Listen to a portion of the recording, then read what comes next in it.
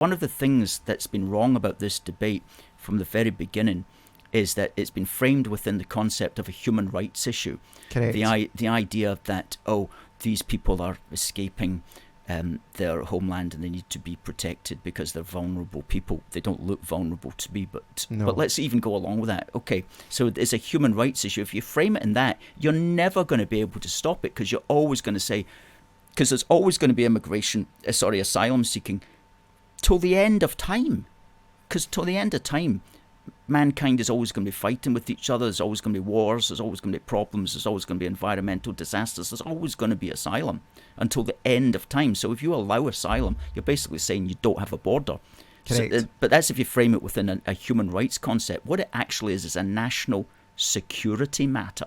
It's a national security matter. And when you change the frame that way, then the options available to you to handle it become completely different. You have a whole new toolbox to address this national security emergency. So we have a national security emergency going on. But the Tories fundamentally don't want to do anything about it, because Jeremy Hunt was talking to this today. Well, we need to make it easier for people to migrate. This is just, it's so off the charts from the reality of life for everyday people, and it is just kicking the can down the road. It is just not solving the key problem. And one of your viewers made a great point, and I talk about this frequently. I've coined the phrase the Lebanon-isation of Britain. And you look at Lebanon. Lebanon was a very peaceful, stable, pro-European country. Now Lebanon is a complete basket case. Inflation, hyperinflation. You have to have I can't remember the exact, I think you have to have a Maronite Christian president. You then have to have a Sunni prime minister, and then a Shia, I can't remember exactly, is it a Shia chancellor?